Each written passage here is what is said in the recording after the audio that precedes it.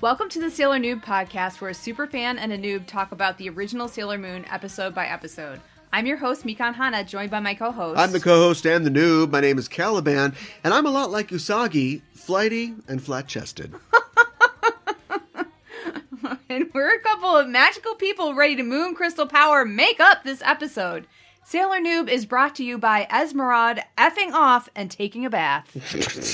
Sometimes you need a break. Yep. Evil Calgon, take me away. Yeah, right, exactly. You may need to explain that because my quota of old ass references in here. Yeah, you gotta meet that every time. So today we are talking about episode number 80, Kyofu no Gene, Hitoribochi no Ami in Japanese. The Terrifying Illusion, A Me All Alone, the English translation, and the English title, Smart Payoff. Smart Payoff. Uh-huh. Now that I have seen the episode, I still have no idea what Smart Payoff is supposed to be. Literally, there's 1 week out of the year that the guy at Deke, who makes the Deke titles, is like, his wife finally talked him into taking a vacation. Yep. And they're out in the Poconos. Mm-hmm. And everybrady's scrambling around. They're like, oh, we didn't get a title for episode 80. What are we going to do? What do we call it? Use brain, insane in the lame one? I don't know. Just call it Smart Payoff. Smart what? Are being smart paid off? For who? For... me? Let's revisit this. Yeah. Maybe at the end of the recap. Okay. I just don't understand what's happening. It doesn't make any sense. It doesn't. No. It's frustrating. I've been frustrated by a lot of things recently. I've seen a lot of terrible Sailor Moon takes on the internet. Ooh, normally, really?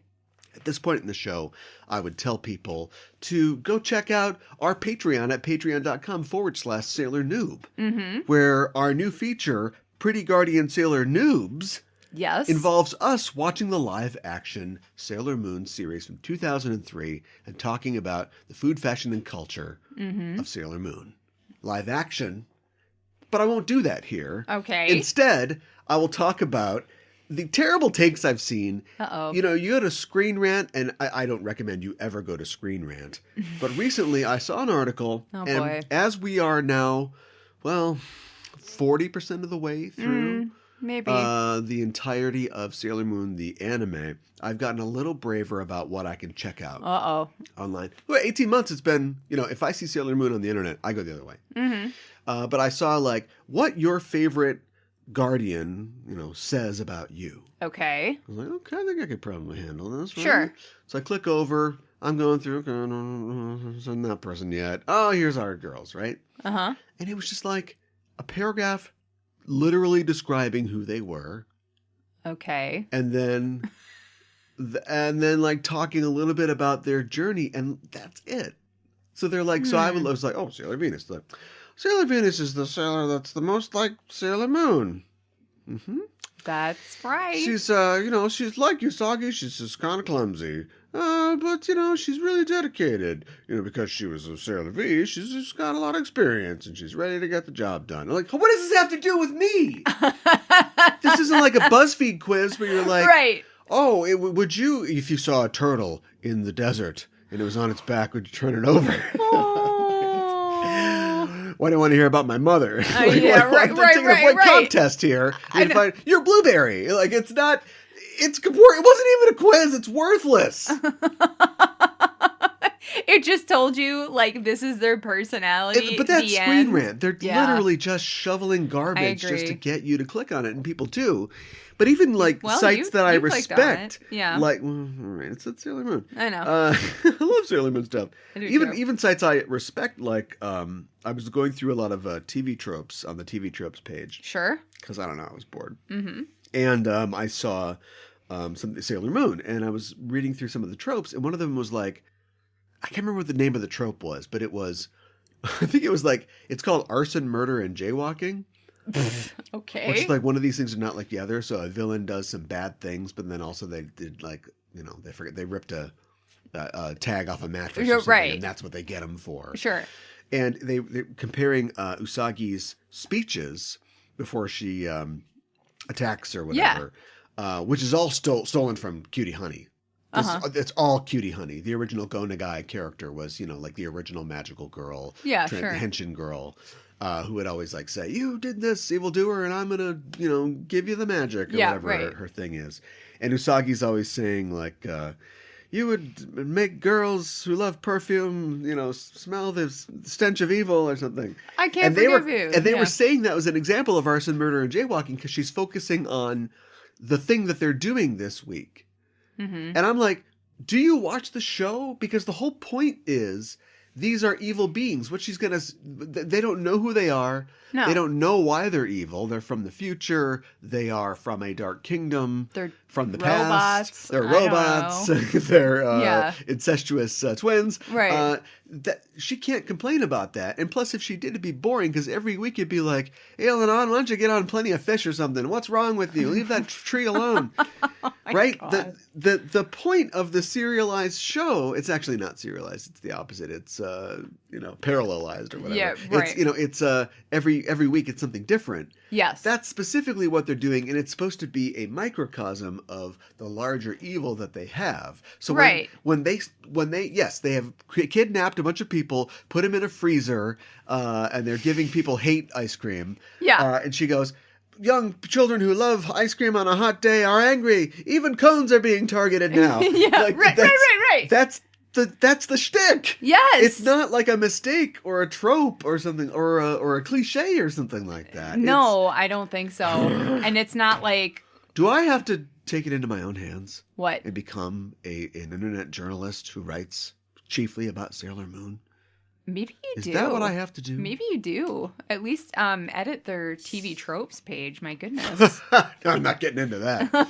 I used to be a Wikipedia editor, and that I was not cut out for that. Oh, yeah? What was that like? There are people who do only that. Oh, really? So I just want to say, if you are on the internet and you're reading a Sailor Moon quiz or an article or something, take it with a grain of salt. And if you have seen a lot of Sailor Moon, you probably know more than the person writing this article. Probably. Believe in yourself. And believe in the power to disagree with what they have said. Yes. Don't. What other people think doesn't matter. And that's something that we talk about today. Yeah. In this episode. It is. And would you like to give us a breakdown of today's episode? I will do it happily. All right. We open in this episode initially in the Spaceballs realm. Yeah. And maybe we're here a little early because Esmeralda is still in the bath. And we get a real porno music vibe here where we're kind of panning over Esme's body. A body that she has a high opinion of. She says, "This body is so beautiful." Yeah. Are you going to give it back? What do you think? It seems weird. It seems very... strangely detached. I've got a lot of questions. Talking about her body in the third person. Yes. Get it, girl. She says, "Demando loves jasmine flowers." Of course he does. And we see a bunch of flowers in the bathtub.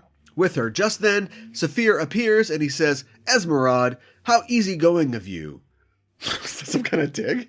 I think it's supposed to be a dig. Because she's like she's lazy? Yeah. Or like you should be, focusing on something. But it's a weird way to put it. She's relaxing. Ooh. She's doing some self-care. How easygoing of you. Ring-a-ding-ding. Yeah.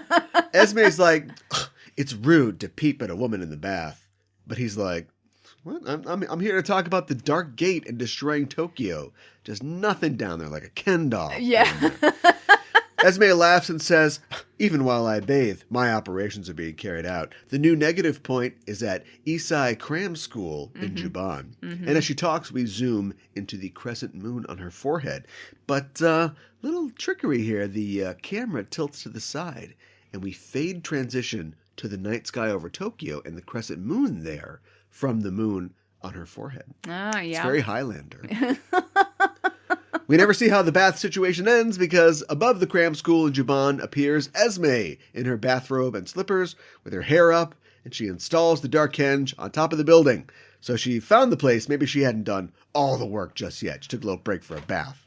I thought that, like, this was like she was flashing back, and this entire episode took place during her bath. She ran the bath, put the flowers in, and she's in a robe. Mm-hmm. Then she went out and put the dark henge down. Yes. Okay. Yeah, that's how I interpreted it. I can accept that sequence of events. Okay. But that is not what we see in the episode. All right. No. I feel like she was like, I got it. That's fine. I got it. And then he leaves. And she's like, well, good, but do that. And she just gets out of the tub. I could see that also. It's not. Yeah, it's not super clear which one of those it is. But later at the end, they're together and he doesn't appear. So, like you said, the bath thing is maybe a frame story. Although the show has never done that before. I don't know if at this 80 episodes in, we're still developing our storytelling techniques. Maybe. I love it if we are. Although I'm going to point out some things later in the episode that show that we are regressing, if anything, in our storytelling techniques. Mm-hmm. But we will get to that later.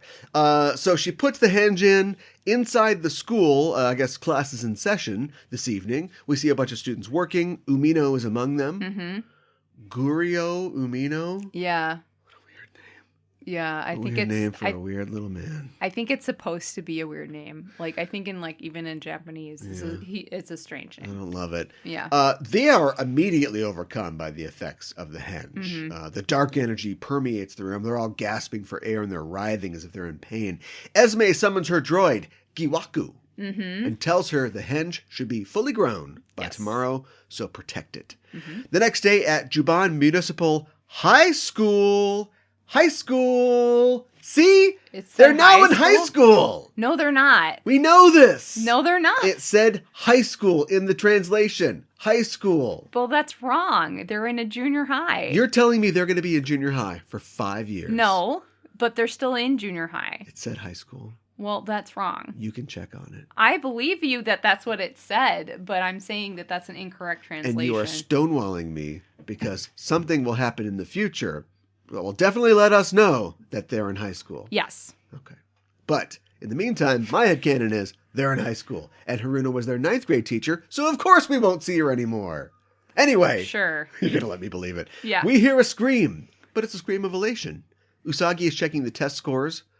The high school test scores. And once again, Ami is in first place. Mm-hmm. Naru's happy too. Yep. Ami demurs that they only asked about things that she'd studied. Which, right, you can be too humble sometimes, and it could be a practiced sort of thing. Yeah, I agree. You saw me recently at a function, and everybody was applauding something that I did. Yes. And I was just like, oh, well, whatever. Yeah. So it just kind of all came together. Uh-huh. Well, so anyway, I can't kid a kidder. She's very polite. She knows how to demur, and yes. Well, not everybody's happy. 3 girls who we've never seen before are like, oh, right. It must be nice that you're number 1 all the time. You should be careful people don't call you a nerd. Uh-huh. I'm like, who are these people? I know, right? Ami looks sad at this, and Usagi tells her not to worry, but Ami says, I'm used to it. Usagi thinks, yeah, I'm used to getting bad grades. I know. One student, let's call him Meta-san, says, yeah, she's always hanging out with Usagi and her friends. How does she even have time to study? Which is like, okay. They're always like running around on the streets of Japan at night. It's weird. Usagi, do you think it's weird that she has good grades? And Usagi's like, no. Ami, she's really smart. Well, Umino appears holding a crib sheet with some math equations on it. Right. It says, I found this in Miss Mizuno's desk. And everybody's like, oh, yeah, she cheated. Oh, yeah, all her accomplishments are being cast into doubt. Yeah, right. I'm like, what? Yeah, well, they're all on board. Naru says, you're acting weird, Umino. But now a crowd of male students have gathered around him, and they're saying, oh, yeah, you're going to take the cheater's side. Oh, okay. And Makoto runs up and says, all right, okay, let's just back it off. But the boys are like, oh, yeah, you too? And one particular boy who has nothing to live for rushes Makoto. Yep. For this, she lays out him and his friends. Yep. But Ami's like, please, no violence. And Mako's like, they were bad-mouthing you. But Ami says, it's okay. I know I didn't cheat. I'm more mad that I got one question wrong. Womp womp. I know. The womp womp jokes. On the way back home, the girls are wondering what's up with Umino and the other boys. Mako points out that they all go to Esai Morales Cram School. Yeah. And Chibi shows up for some reason. She runs in. She's like, is it true that Ami's a cheater? Wow, that high school to preschool gossip pipeline works quick. Well, apparently it was Umino who told her. Yeah, actually, she says, I heard it from a guy who wears thick glasses, and she makes these circular movements over her eyes with her fingers, which is Umino in sign language. Yeah, right. Usagi says, I'm going to kick his butt. It's doubtful. I know. And Mako says, I'm going to twist him up and use him as a cleaning rag. That one I can see. Ami tells them, it's enough that you believe me. And she runs off.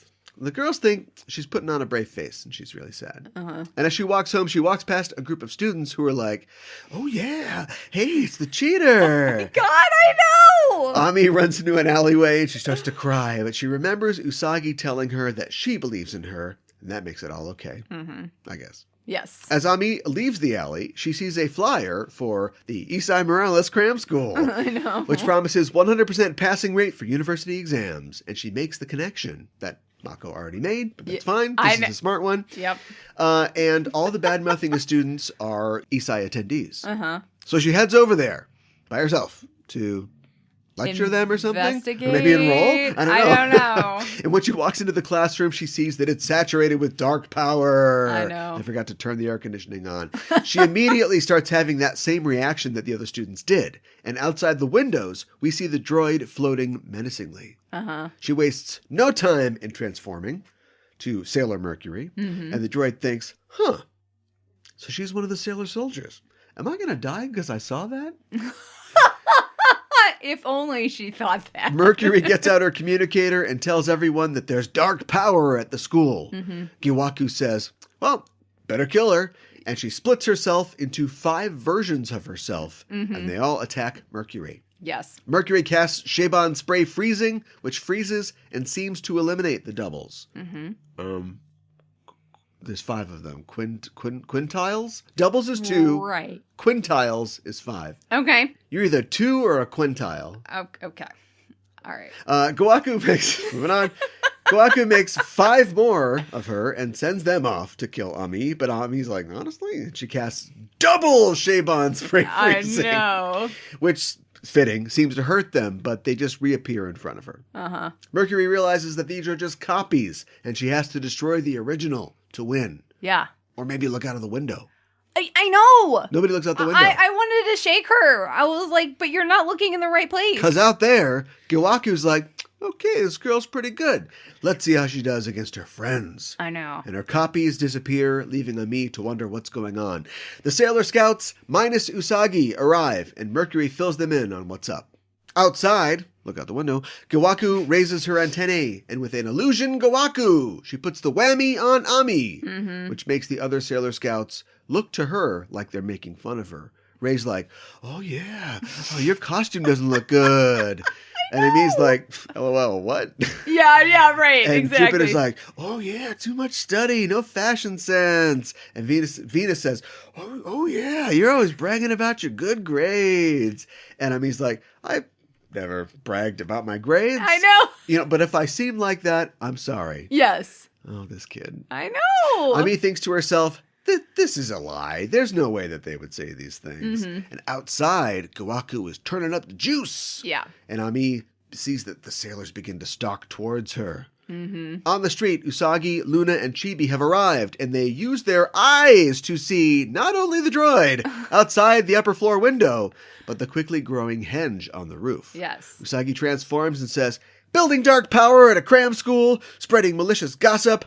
I can't forgive you. Skinny Kawate Oshiokyo. Yes. The droid is not impressed. She uses auditory hallucination Giwaku. Yes. This is one of those, fan-made spells that was added to the canon later. Bigby's crushing hand. And she causes Usagi to hear voices telling her that she's a failure. She's flat-chested and flighty. A flibbertigibbet, a will-o'-the-wisp, a clown. This is affecting to her. But we're 80 episodes into this thing. You can't beat these girls like this. I know. They've got pride. They've got dignity. Yes. Sometimes they have chocolate all over their face. But it's the chocolate of victory, damn it.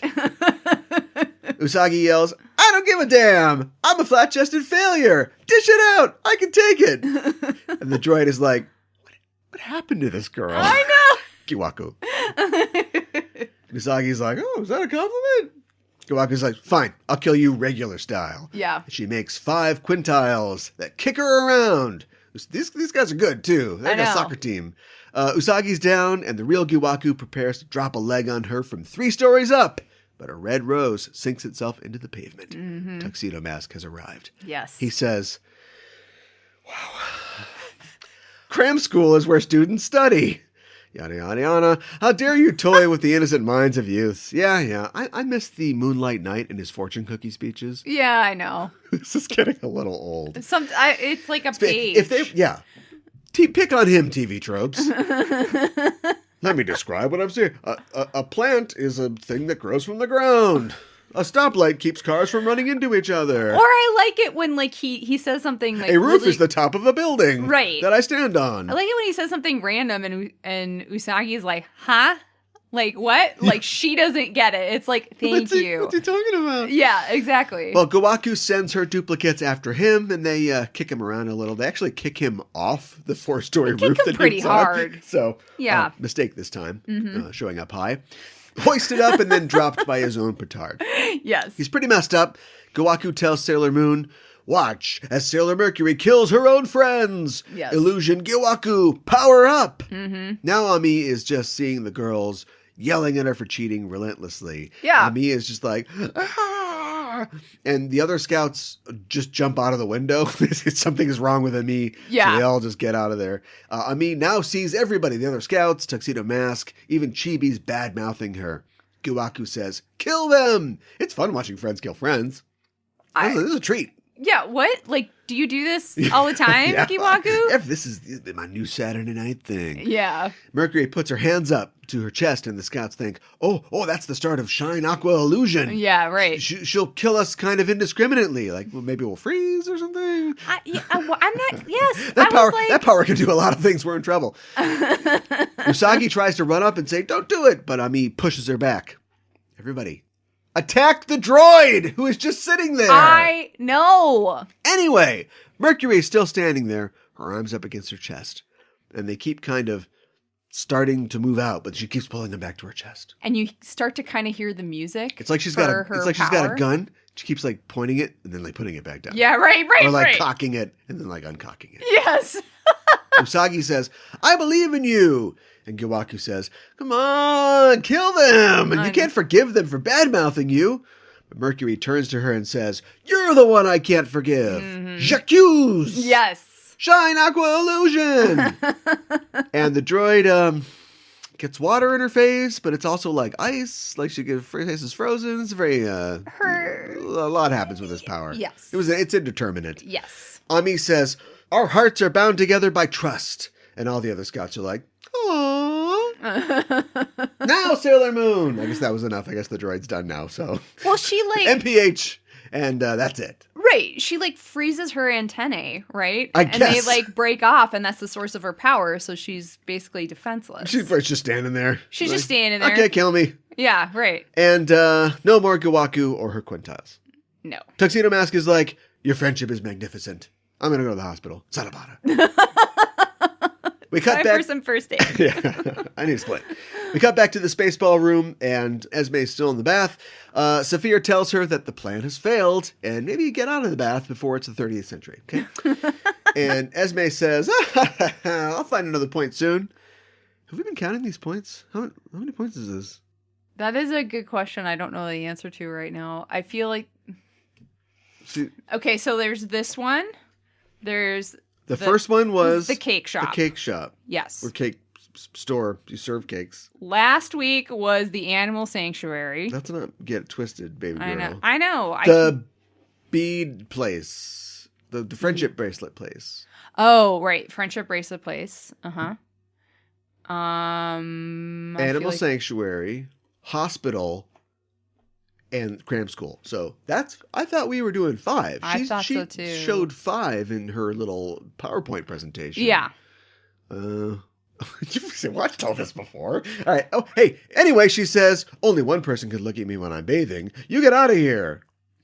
what kind of like arrangement does she have with, I'm assuming, Demando? Yeah, I think that's who she's talking about. Hey, you want to watch me take a bath? All right. Yeah, sure.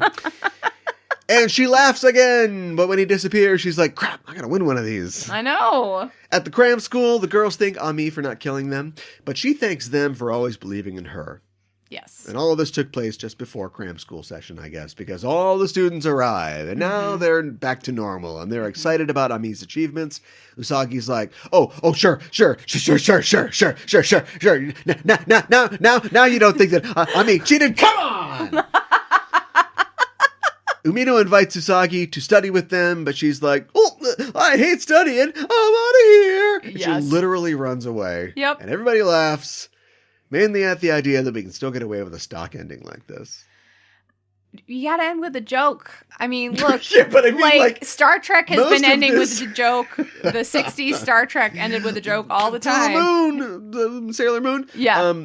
Most of this episode is in like, you know, it's in the 80s and it's in the 90s. And there's nothing around to the 80s. It's in the 80s and it's about the ladies.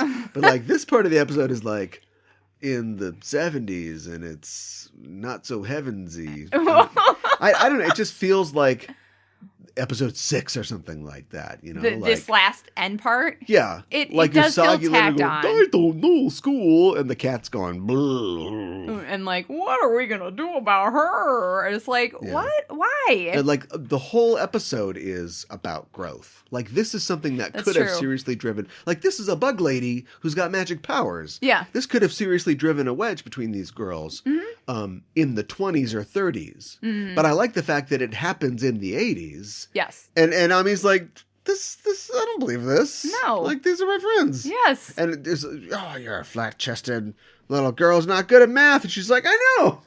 That's true. Isn't it great? Yeah. Well, and I think also, I'm known around too, town for my flat chest and lack of math skills. yeah, I think too, like Esmeralda like called her flat chested or all of them flat chested like a couple episods ago. So Well, maybe now it's like, Along with you know Demando, what?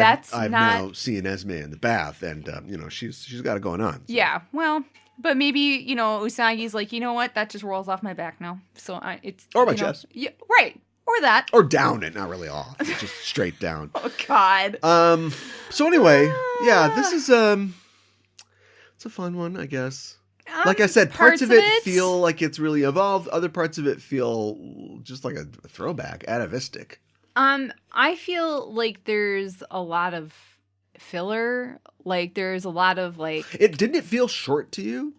There's like it's like a bottle episode. There's like there's the cram schools that would be new sets, so it's not technically a bottle episode, but there's like 2 locations. Yeah. There's high school, junior high, Right. and the cram school, and that's it. Yep. We don't go to Usagi's house. Nope. We don't go anywhere go to a else. restaurant or a cafe for coffee. Well, there's Esme's bathroom, but that's about it. That's an existing set. That's true.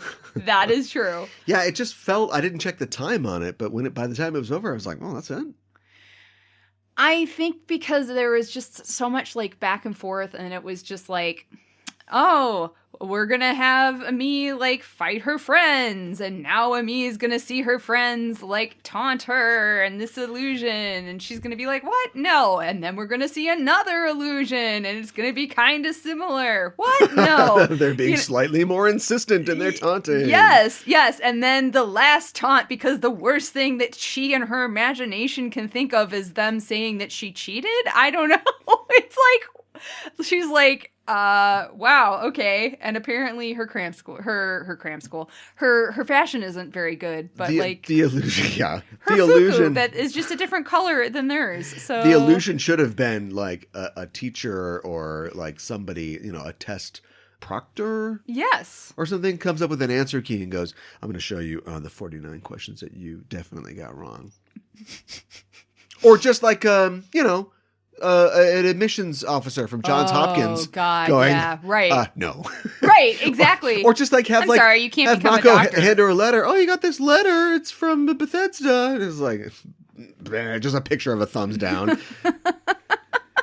Just something convincing. A frowny face. Yeah. Yeah, exactly. But I think it's interesting that, you know, we were watching the I already did the plug, but we do it here too.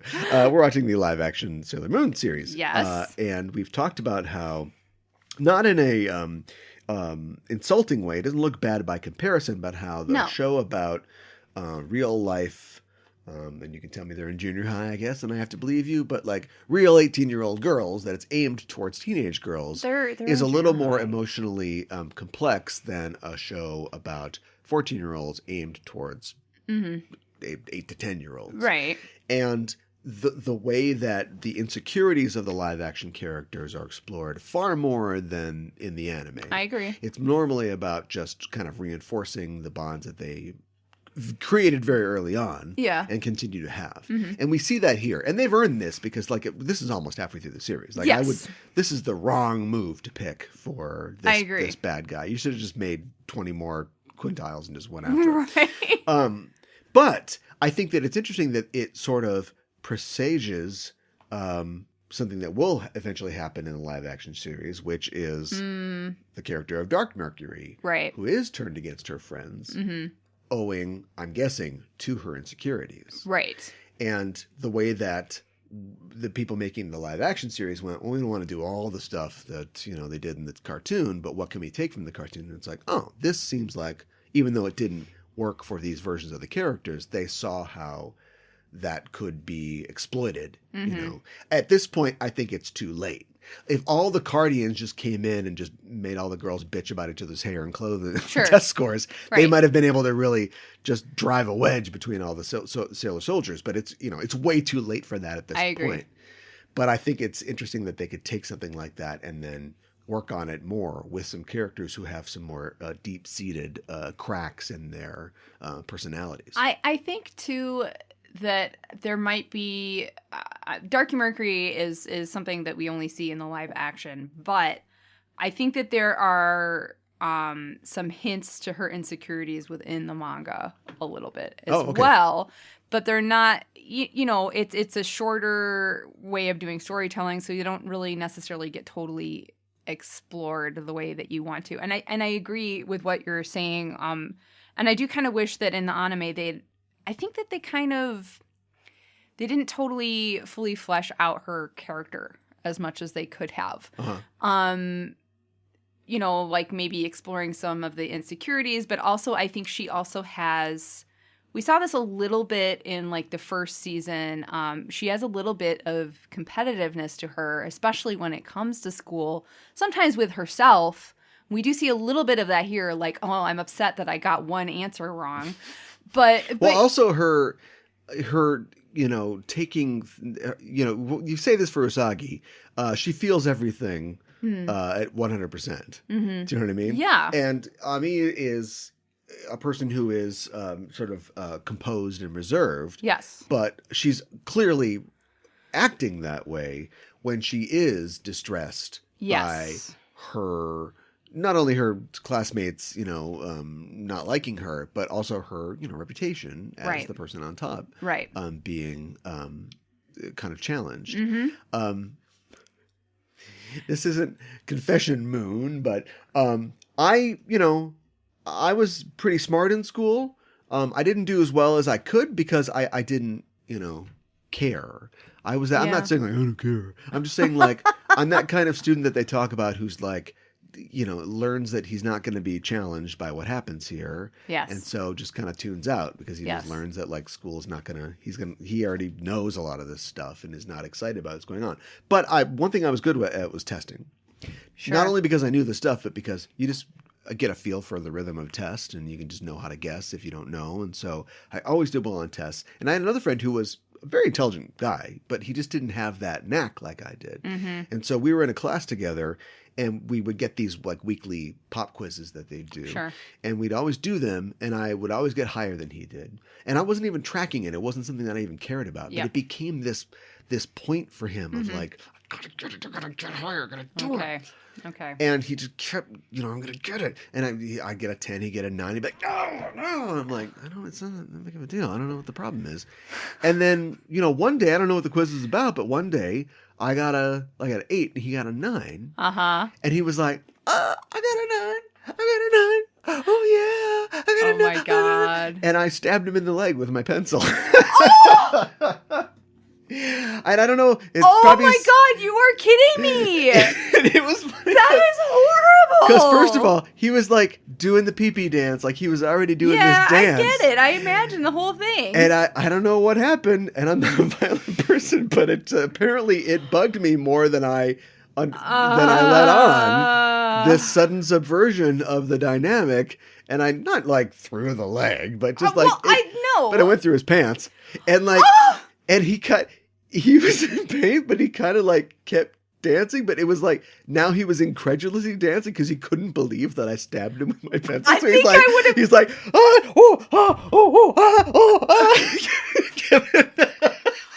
oh my god! And for the next 6 months, like, you know, when we in gym class, you know, he would like pull up his shorts and still he'd have a little graphite scar. He's like, this is where I got a higher score than you. So he took it in stride. Oh, okay. I mean, he couldn't stride for a while, but so I understand the idea of not really caring, but not caring also being, look, it's fine to like not want to be in competition or conflict, but also not caring because you're kind of above. These people aren't competitive for you. I've not even used 1% of my power, you know, like it's not. So suddenly to have these people who, it's not like she doesn't respect them. She just doesn't really think about them. Suddenly pull her down and be like, oh, look, I guess maybe all the things were, she was cheating. She was cheating on. What a great time to bring Psychic Boy back. But I was going to mention him. They already brought him back once. Because that's the guy who she did have competitiveness with. Yeah. Because he had psychic powers, so he could sense what the answers were going to be. But well, yeah, he actually was cheating.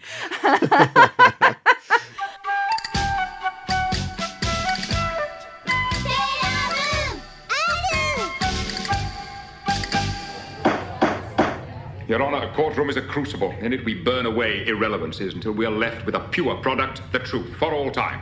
Oh man, this is so intense. Data's on trial for his life. I know. This episode, The Measure of a Man, is based on the Supreme Court's Dred Scott decision of 1857. And every week on Backtracking, we take a look at the real-world events that inspired classic Star Trek episodes. Sorry. Shut up! Who are you? We're the hosts of Backtracking. I'm Caliban. You will both be taken to the brig and from there to the nearest starbase, where you will answer charges for what you have done. And I'm Gooey Fame. This is not a game. This is life and death. You can follow us on Twitter. Backtracking is available wherever you listen to podcasts. You go f*** yourself.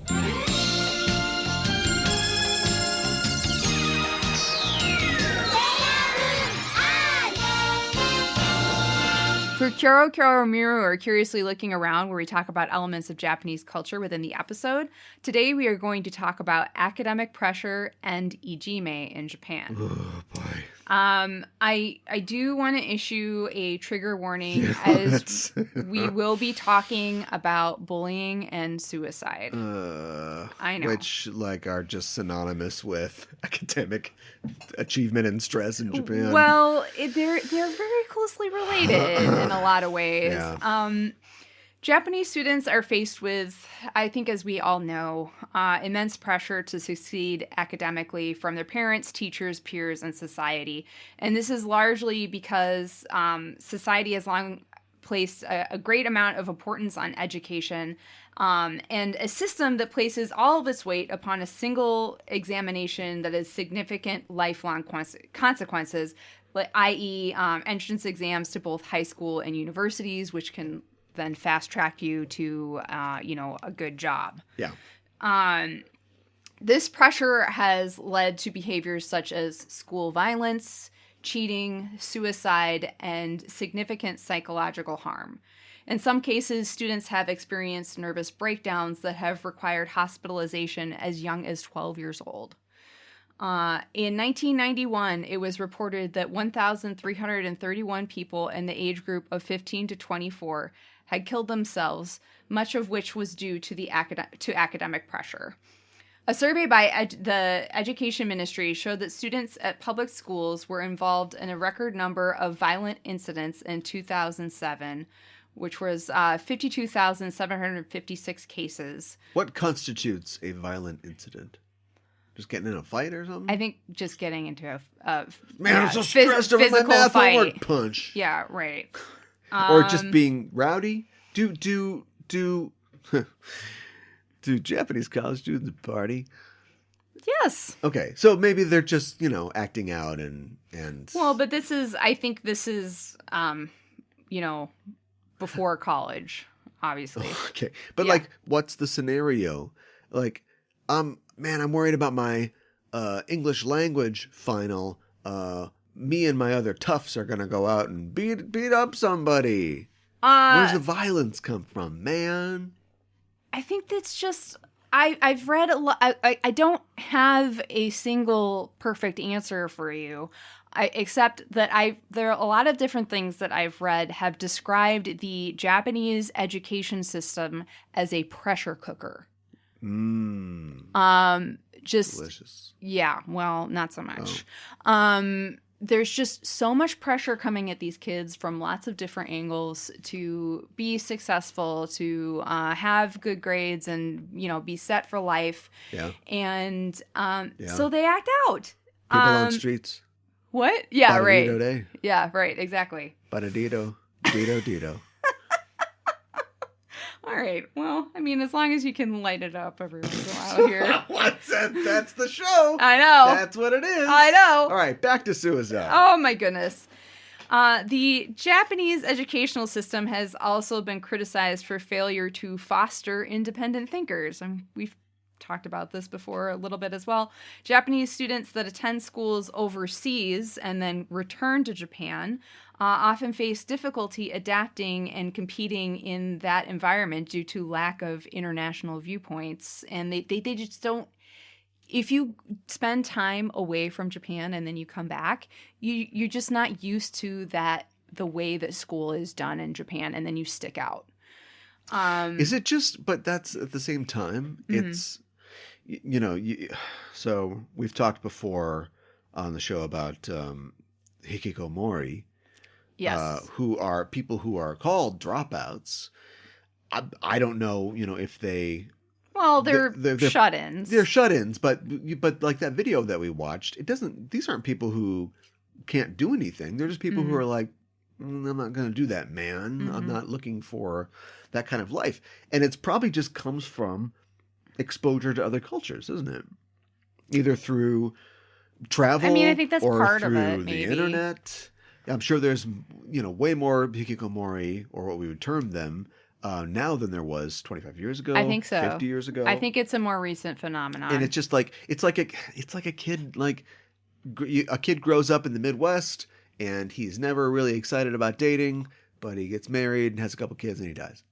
Or 50 years later, a kid grows up in the Midwest, he sees Queer Eye on TV and he's like, that's it. That's it. Right. Oh my God. I would never have known about that in Iowa. But now I know what it is. Right? And so, there's got to be people in Japan who are like, hey, you know what? I don't want to be pushed onto a train every morning. Well, yeah. That sounds terrible. That is part of it. And when they see other people not doing that, or all of 100% of their dads didn't also do that, they go, oh, well, I could do this, or I could do that. Or I could, work from home. I could be a web designer. Sure. But the people are going to call me, I'm going to shut in because I don't want to, do what everybody else does, get a university degree, and then go to those weird things where everybody's the job fair, basically, where you have to have your interview suit. We saw that video too, and yeah, I know. It just has to be exposure to. Oh my God, the entire world isn't like this. I think it's exposure to different cultures, but I think it's also just like. We'll get into this a little bit more, but Japan, we've talked about before, it's conformity is huge. And if you stick out in any way, it's very, very difficult for you. Yeah. Well, everybody being on the same island for 300 years and all their ancestors. Yeah. Not allowed to go anywhere, do anything else. Yeah. It would be kind of isolated, wouldn't it? It Yeah. kind of seemed like that was the only way to do things. And the people who don't feel that way, it's like evolution. People who don't feel that way, end up in a camp or something, or at the end of the Kashikunin sword, and they get knocked out, right? This is kind of selecting for those kind of people. Yeah. But it doesn't mean that they have to be that way. And No. then you see like, oh, geez, you can do anything. Mm-hmm. I don't know. I feel like this mirrors my story a lot because it took me a long time to realize, it's probably too long for it to be effective, but to realize that I didn't have to do that. And everybody listening to this, don't immediately just quit college or whatever. But I'm just saying, if you don't know that you don't have to do that, you don't have to do that. You can do whatever you want. Right. Especially now, with the availability of, we don't have to work in a steel mill or whatever. There's many things that you can do. So nobody feel like you have to do anything. But you're probably going to need 7-8 years of school if you want to be a doctor. Yeah, right. If you do want to go digging around in people, you probably are going to have to do that. Yes, exactly. Don't get violent, though, when you're doing it. Don't These do that. incidents of violence. I know. Well, they didn't get more specific. I don't know. Were they watching anime? Were they not taking actual survey results? We've seen that 99% of students go to the roof and then use their demon powers. Right, exactly. There has been criticism about insufficient efforts to reduce bullying in schools. In the fiscal year for 2019, there was a record of 612,496 bullying cases in schools across Japan. So, ijime is the Japanese term for bullying. In 2015, a report from the Cabinet Office showed that there was an increase in suicide among those 18 and younger at 2 times of the year. The end of August to early September, which is the end of summer break and the start of fall classes, and in early April, which is after spring break and the beginning of the new school year in Japan. This makes a strong case for the connection with difficulties at school and suicidal thoughts. A lot of schools deny that ijime is happening or neglect to deal with a situation or even attempt to cover it up. Unfortunately, it's not uncommon for school boards and local governments to work together to cover up reports of instances of bullying. They are chiefly concerned with the school's reputation and how cases of bullying will affect not only their reputation, but also funding, teachers that want to work there, and students who want to enroll there. Yeah.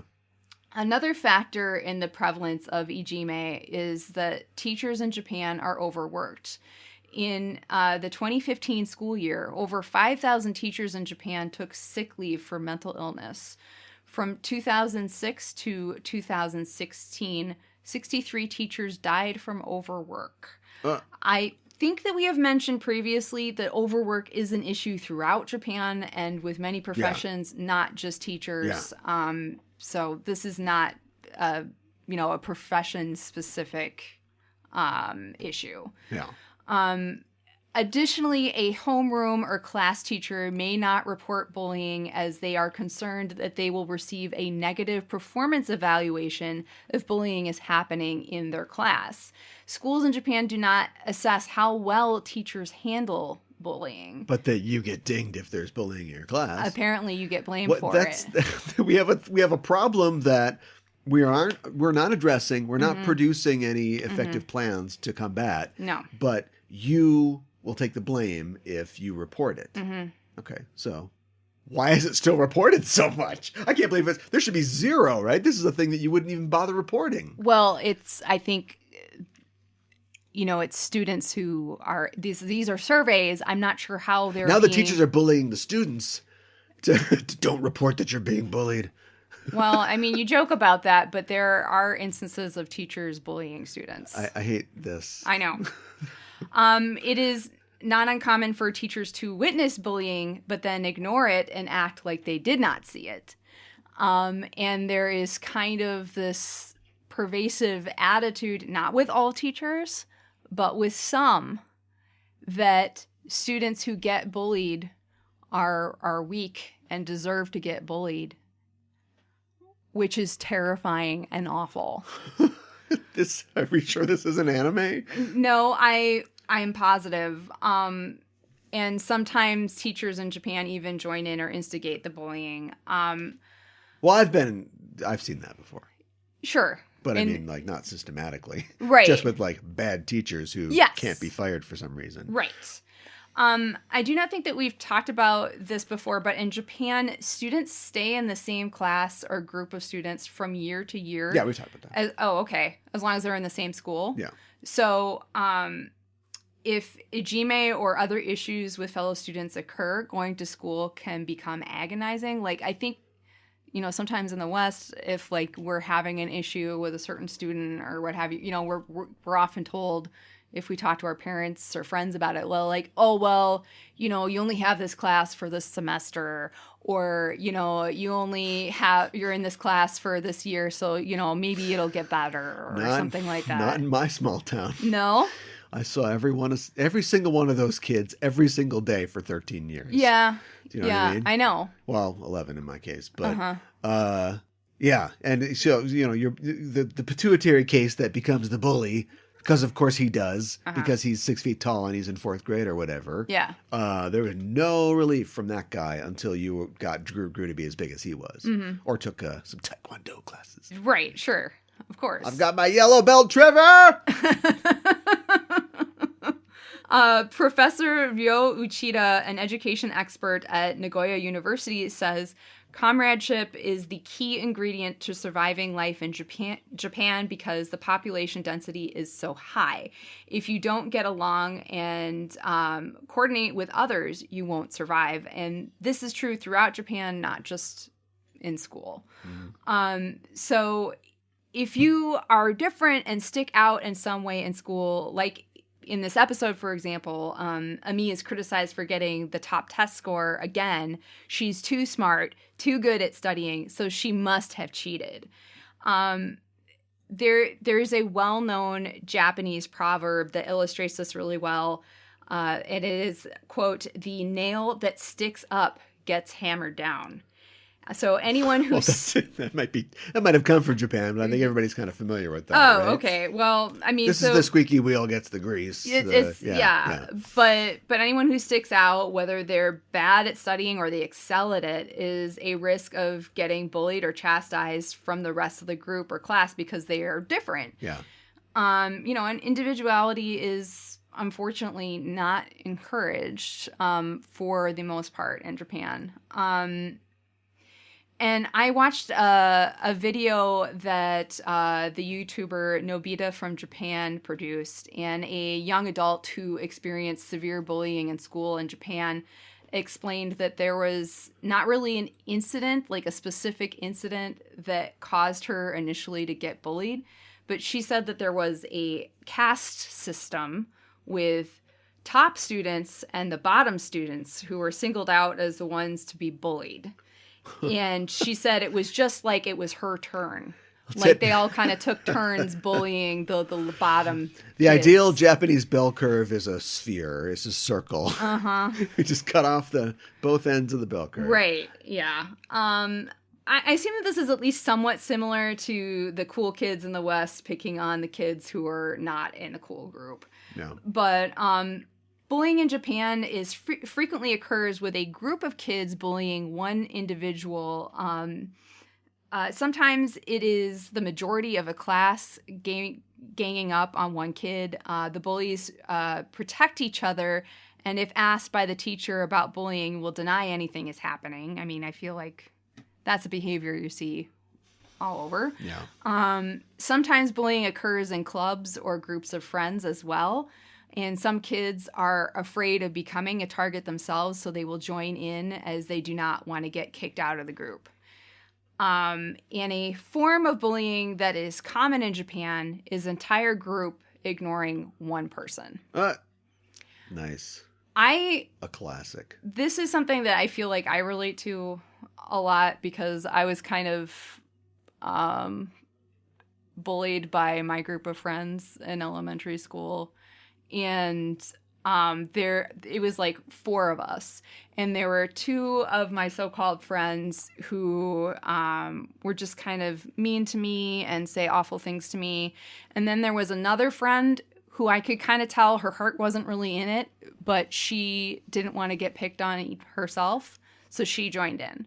Ah, yes. And then the weakling. Yes. Well, the toady. Yes. And then And then at one point, they all decided they were going to ignore me. And I asked them if I did anything wrong, and they just completely stonewalled me and ignored me. And I actually remember some supposedly popular kid, like in school, like asking me if I was okay one day. And I was just like, no, I'm not okay. And like, thinking this is not knowing that I was going to meet other friends in junior high and that didn't have to, like, I felt like, everybody has the clique and I can't be friends with anybody else. So I'm just locked into this, Right. So, but anyways. They didn't show you Free to Be You and Me?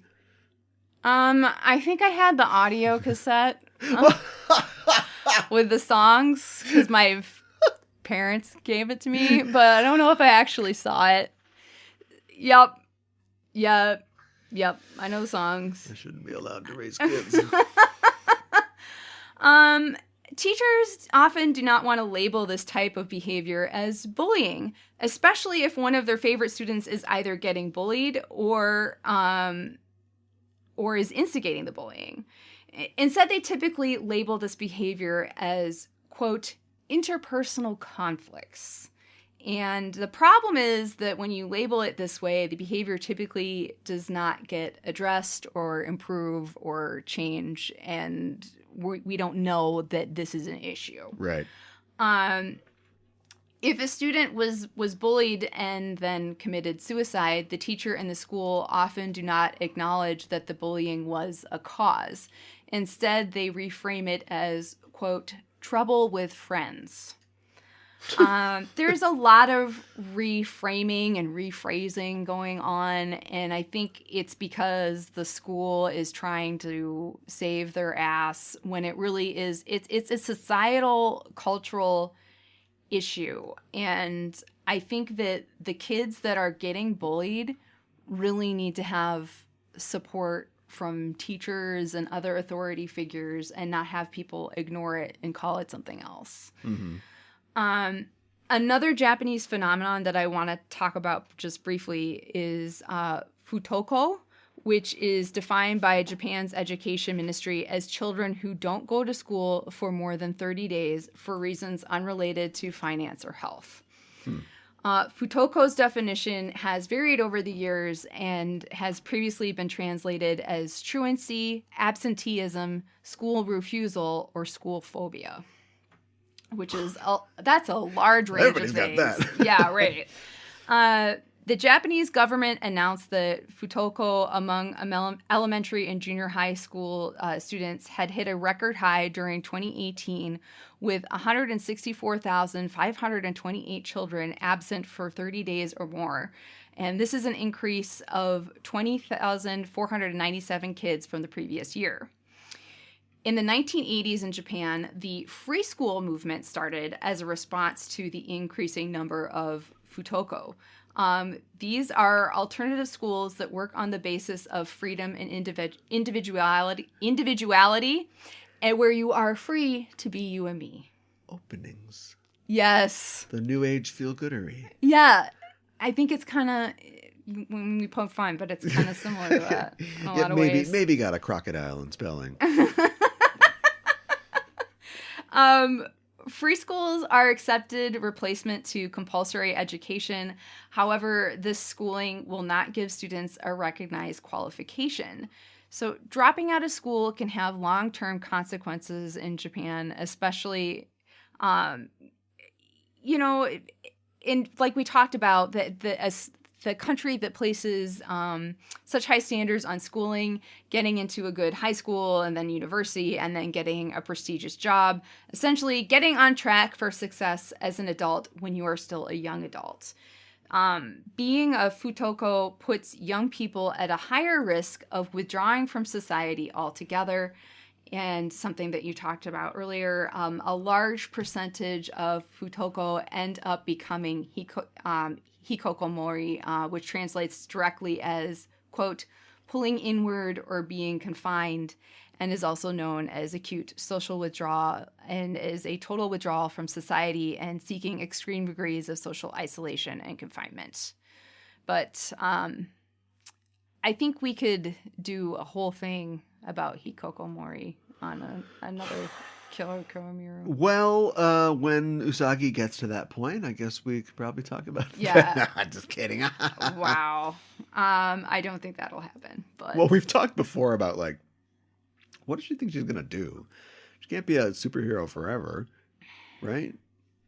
Or maybe she can. I don't know. Oh, she's going to marry a rich guy. She's fine. Mamoru. He's rich. So, yeah. All right. So, I mean, one reason why free schools exist is to teach kids to socialize with their peers, and also perhaps to somewhat prevent hikikomori. Psst. It's free school.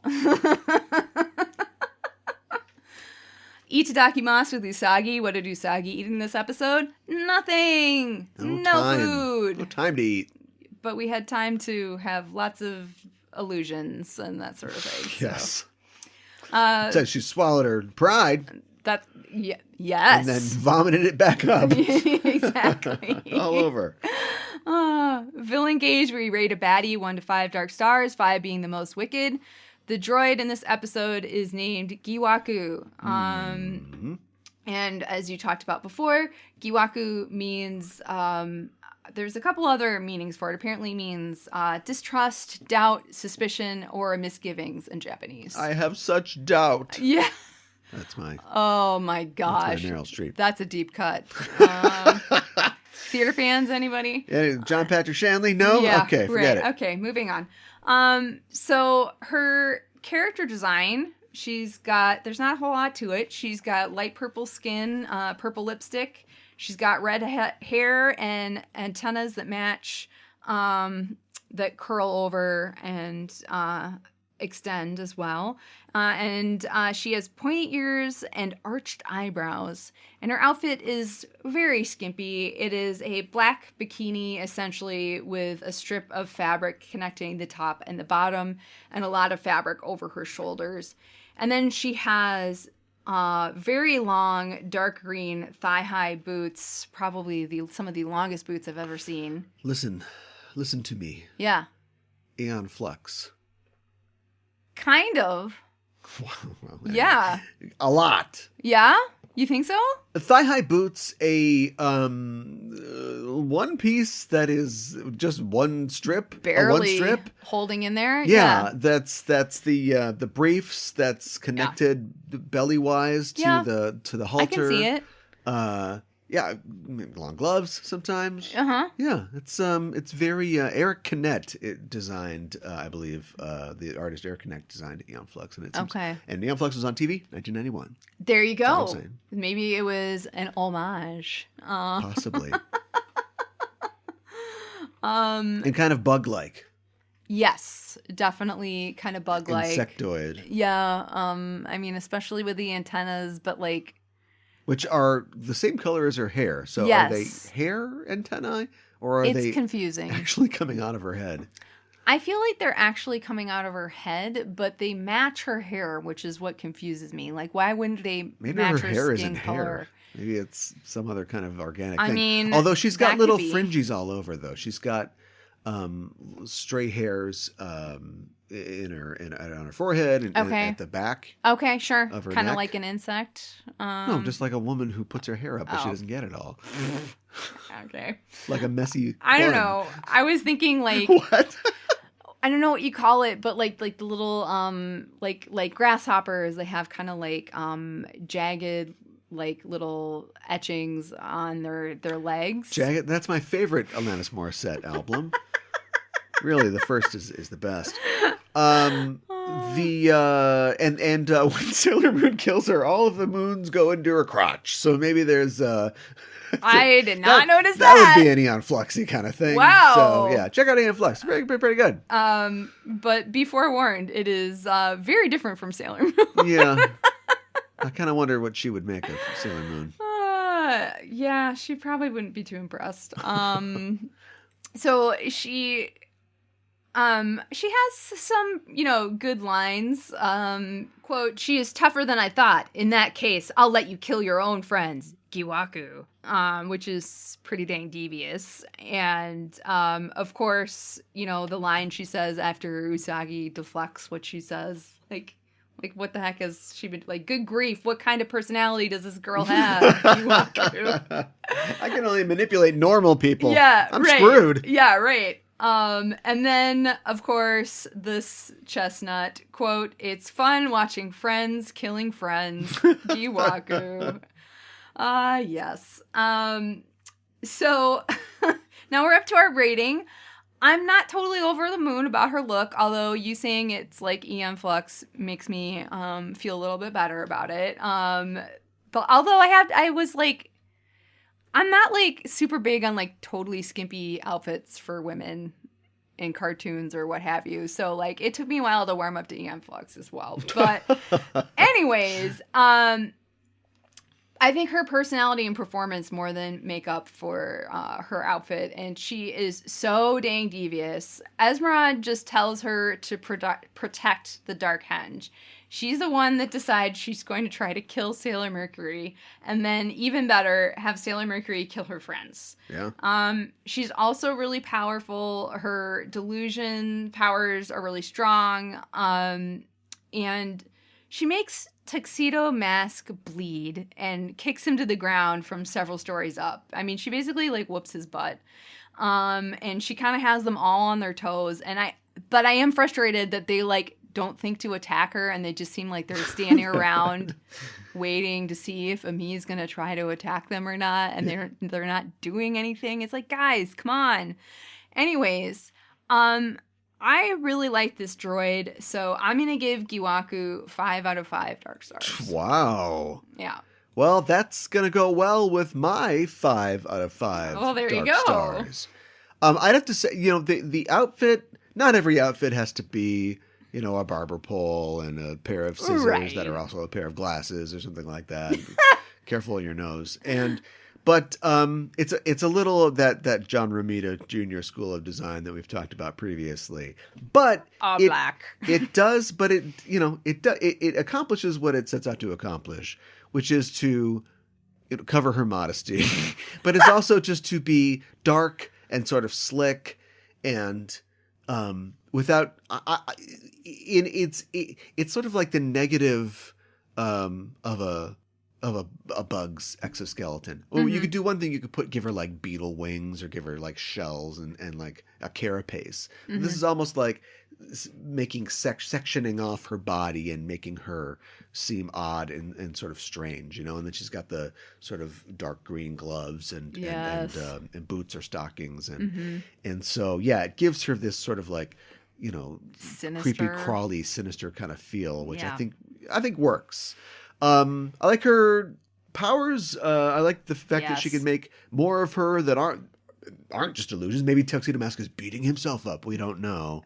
But apparently they have some kind of physical reality, so that's very useful. Yeah, I mean, they whoop Sailor Moon's butt, too. It reminds me of the X-Men character, the Multiple Man.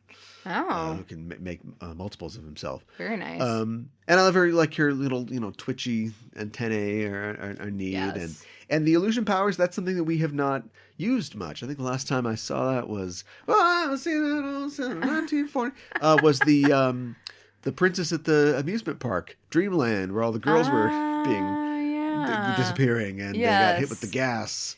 That was a while ago. Yeah, that was in like very the early teens. on in the first season. Yeah.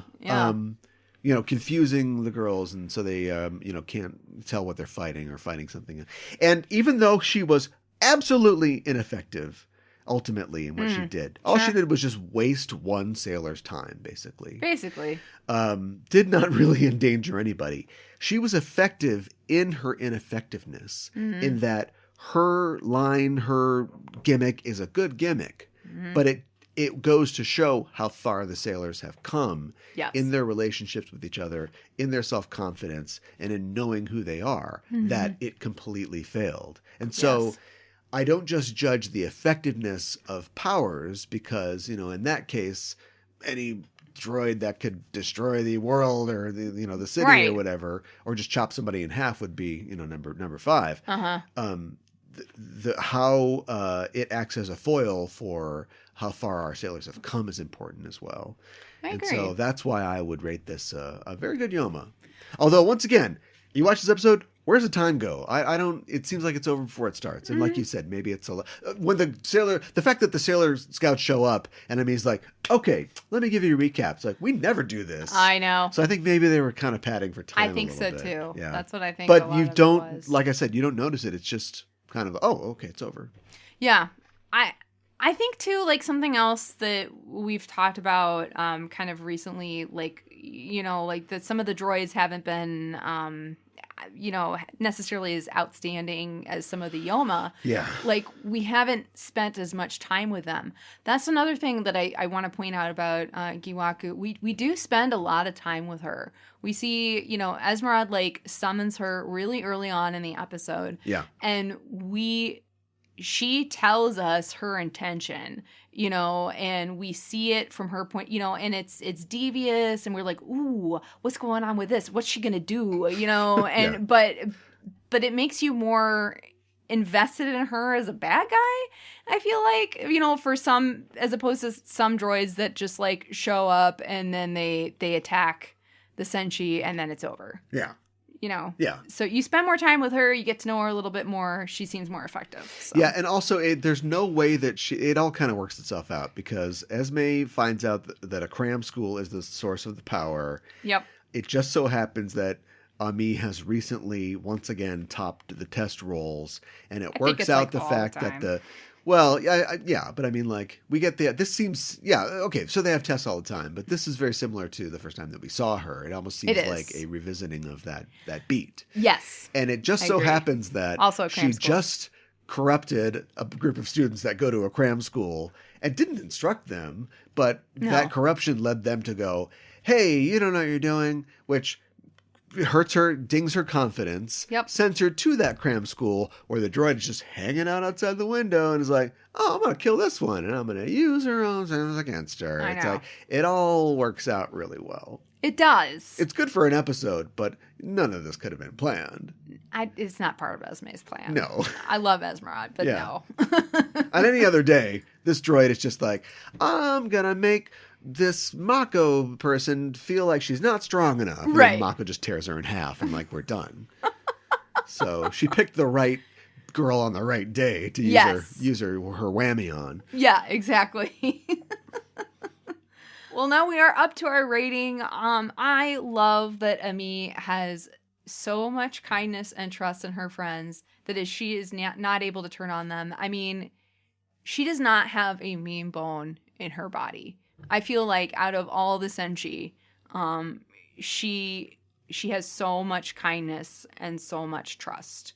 So I just, you know, if somebody was not going to turn, it was going to be Ami. Yeah, they would kind of pick the wrong sailor for this one. Yeah, well, but I love that Usagi is able to shake off the hallucination because she's used to being given a hard time.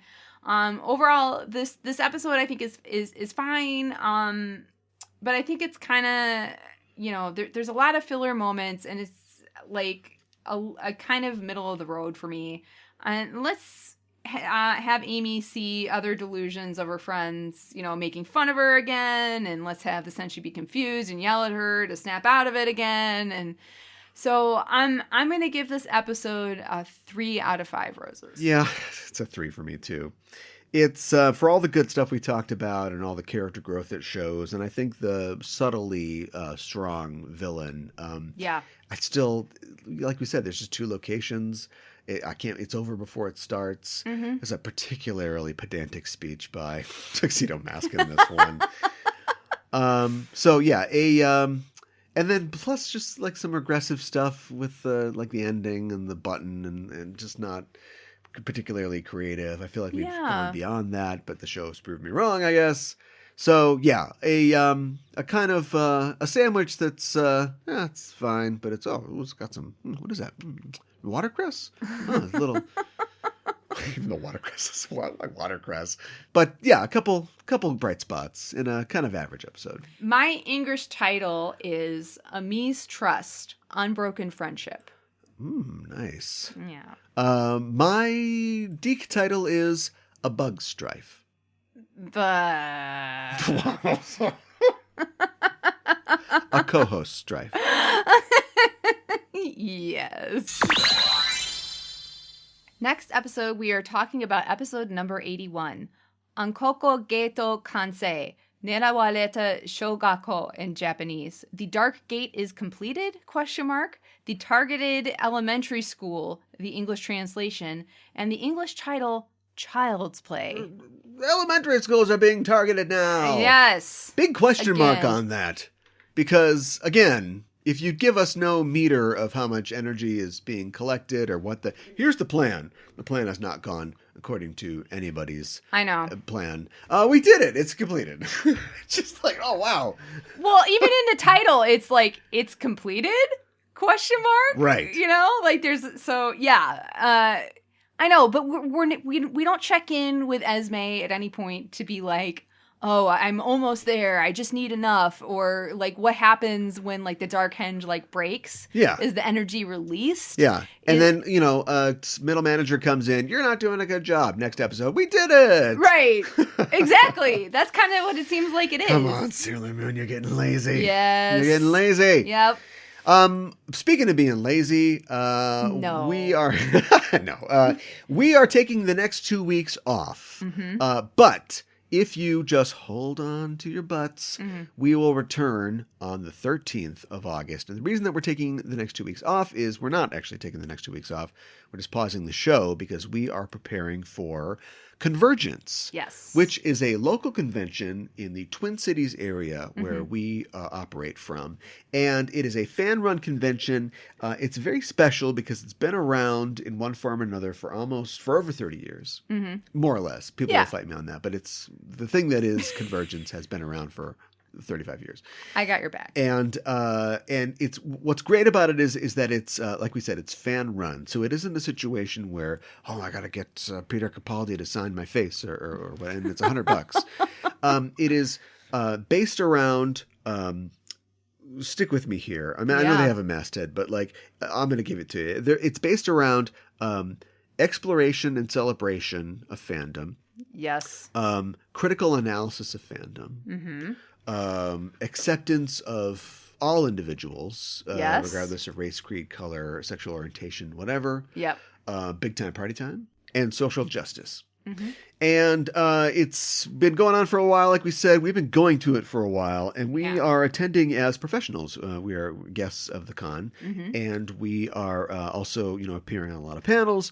We're talking about a lot of things that we talk about on the Just Enough Trope Network, like movies and TV shows, anime, comic books, that sort of thing. Kind of sharing some of our experiences with people on panels and things like that. And Mika's on a ton of panels. Yep. I'm on a bunch of panels. We also do a live Enterprising Individuals. That's my Star Trek podcast show there. This will be the 5th year in a row that we've done that. So obviously, as you can imagine, it requires a lot of preparation and sort of getting into a certain mindset. So we'll be working on that. Yes. So we're going to take a break from publishing in the meantime. We'll still be publishing our Patreon shows, doing Pretty Guardian Sailor Noobs, of course, for the patrons, and otherwise just getting ready. I can't promise, since we don't have like a vehicle really for delivering interviews yet on this show, it's kind of just us. Right.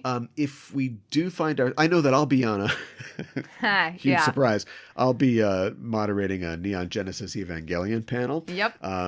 There wasn't really a lot of Sailor Moon content specifically at the show, but I know that there will be artists, creators, and fans of anime at the show as well. So if we come up with some interview content or some discussion content, we can always throw it on the Patreon. Yeah. And we can do it for free too. We can let anybody check it out. It doesn't have to be exclusive to patrons. Absolutely. And something else that the con wants to do this year because of COVID and because a lot of people can't make the show because of COVID, they want to stream a lot of the content and panels as well. Yes. Kind of up in the air. I don't really understand if that is available to everybody or if you need a pass or not, but I guarantee that anything that we will be involved in that will be live, we will send it to you through Patreon or through Twitter, or, well, we'll stick to Twitter, I guess. That's the place to find us, really. So that's what we'll be doing with that. If you are in the Twin Cities area and you have thought about it, you should definitely check out going to Convergence, or even, in the Midwest or in some position where you can head to this thing. But that's what we're going to be doing. That's what we'll be for the next 2 weeks. So we will see you after that. That's right. It's a lot of fun. I'm looking forward to being at a con again.